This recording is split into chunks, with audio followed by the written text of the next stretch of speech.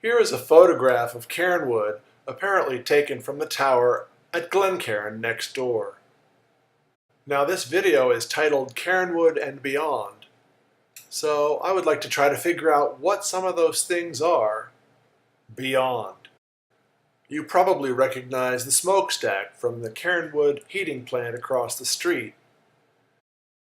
And just beyond that is the smaller barn and the silos at Cairnwood Farm.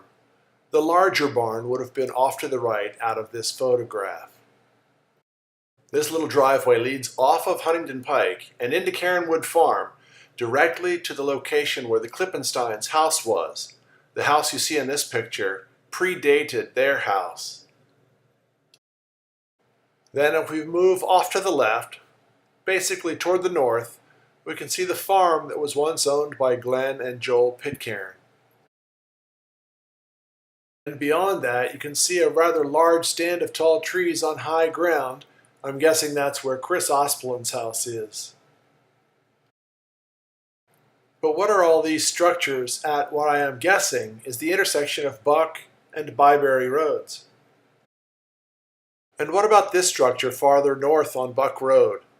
Is that the old farm where the Carpenters once lived? And what about these buildings off to the right, in the distance? Right here. What could that be? And what are all these other houses that appear to be either on Byberry Road or just beyond it?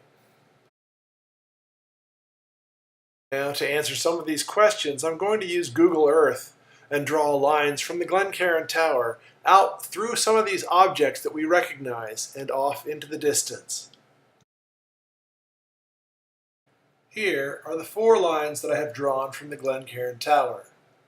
The bottom line extends from Glencairn out through the end of the Cairnwood Farm's driveway. Here is a close-up of that bottom line. The next line up extends through the Cairnwood Power Plant smokestack. The next line extends through Glenn and Joel Pitcairn's house beside their barn on Buck Road. And finally, the top line extends up to Chris Ospelin's house on Buck Road. That first line extends out through the end of the Cairnwood Farm's driveway and beyond. And just to the left of that line, you can see a bunch of structures near what might be Garth Pitcairn's house. Here is the line passing by Garth Pitcairn's house. But take a look at this. That house wasn't built until 1953. In this 1926 aerial photograph, you can clearly see a set of structures, probably a little bit to the north of where Garth Pitcairn's house would have been. So that's what those have to be. This Google Earth screen capture shows that the line that extends from Glencairn Tower through the old farmhouse at Glenn and Joel's farm extends just to the left of the intersection of Byberry and Buck Roads. Now, if we move to the left from the farm near Garth Pitcairn's house, we can see the intersection of Buck and Byberry Roads and the structures there just past the farmhouse at Glenn and Joel's farm. Then we move beyond to the white structures that I believe, actually I'm only guessing, are the farm that the Carpenters once owned.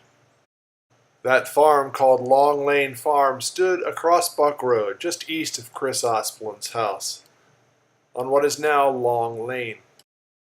Now, if we move back to the south and east a little bit, you'll be able to see some other houses or types of structures that are on the area now known as Pine Run Park, or perhaps just across Byberry Road.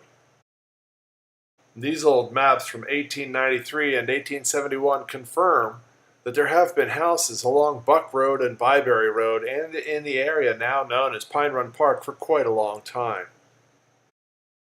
This screen capture from a 1926 aerial photograph of Buck and Byberry Roads seems to show some structures at the northeast corner of the intersection. Now we return to Cairnwood and the end of this film.